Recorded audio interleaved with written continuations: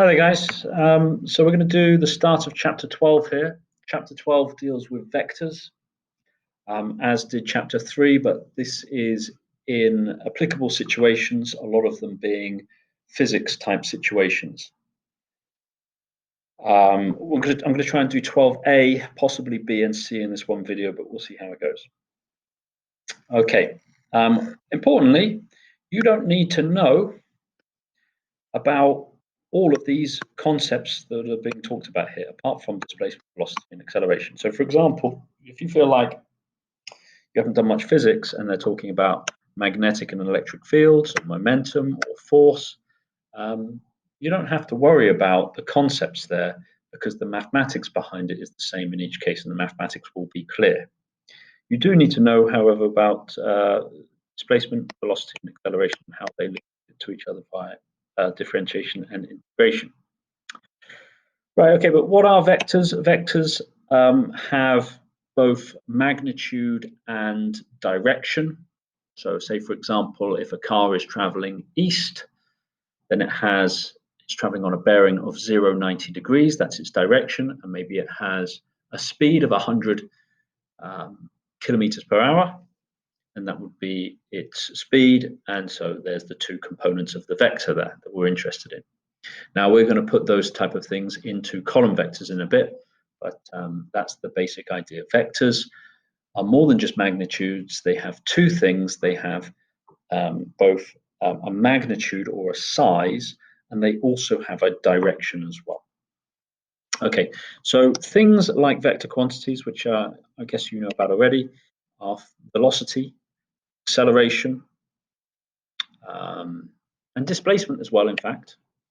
Magnetic and electrical fields, momentum, force, that's examples. Okay. Interestingly, we can talk about acceleration both as being a vector and as being a scalar as well. But we can put it as a vector and a scalar, whereas velocity, we talk about velocity as its scalar is its speed. So scalars, what are scalars? I'm talking about scalars and I'm not defining them. So scalars are just the magnitudes of the vectors. So, and they're saying here that quantities which need a direction to define them fully were classed as vectors, and that which did not were called scalars. Okay, so there's not a direction is not necessary for a scalar. So, for example, speed is a scalar. Okay, little rule here. They start talking about adding together vectors. We call adding together vectors the resultant. So if I add two vectors together, I come up with a resultant. So for example, if I add two displacement vectors together, then I will end up with a resultant displacement vector, which will take me from the start to the end point via the two displacement vectors, which were given. Okay, well, that will come clear in these things here. But basically, resultant of two vectors means sum the two vectors together. Okay, so let's have a look at example 1.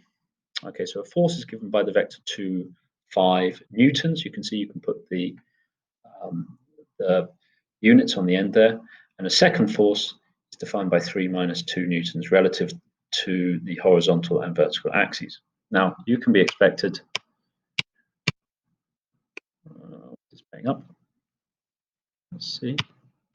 It's playing up. Give it a second. I want to start that one all over again.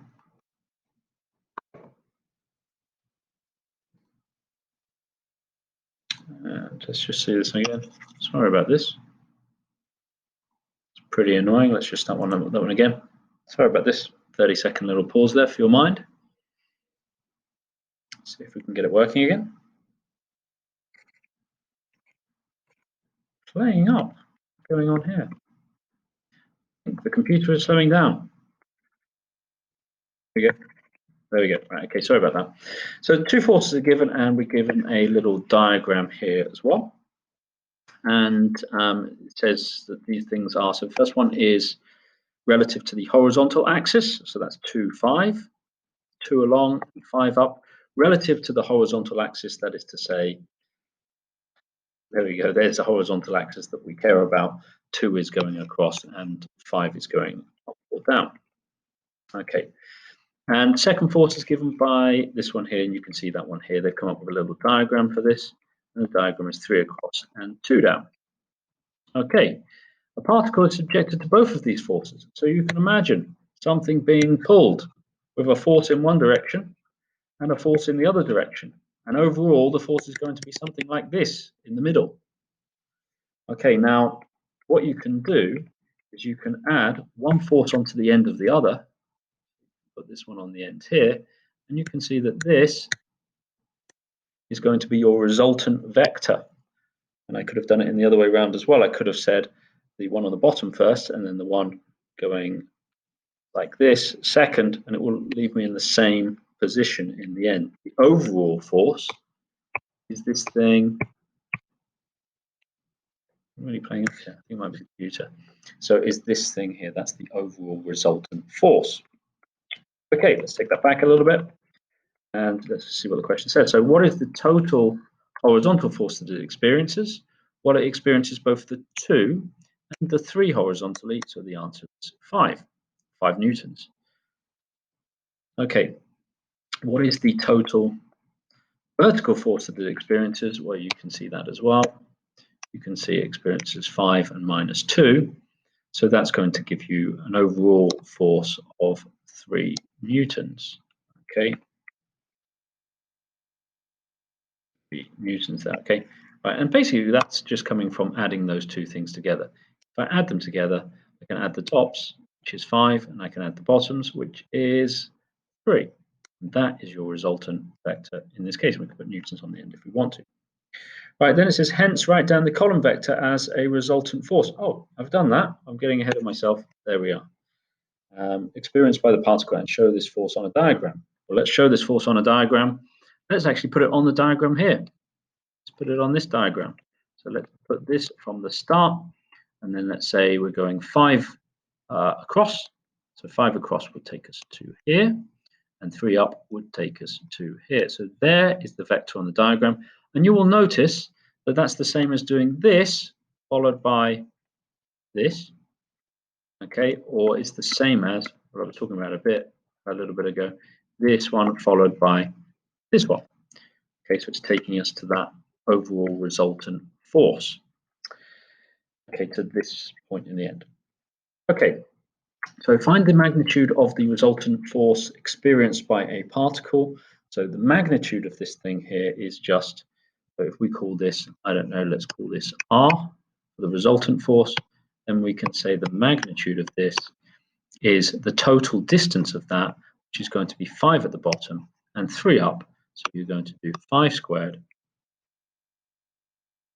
plus 3 squared, giving us 25, 34, and then square root that one. So it's just using Pythagoras to get that answer.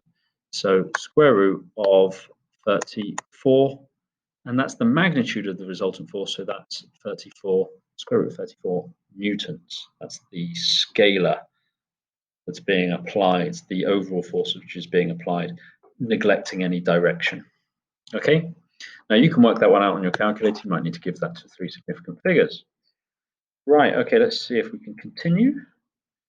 Okay, so that's the first one. To be honest, I think I might just stop there and just restart my computer because it's lagging a little bit. Okay, so that's 12A comes up. There's the examples from 12A. You can have a go at those ones, and I'll do a separate video for 12B and C. Thanks for listening, guys.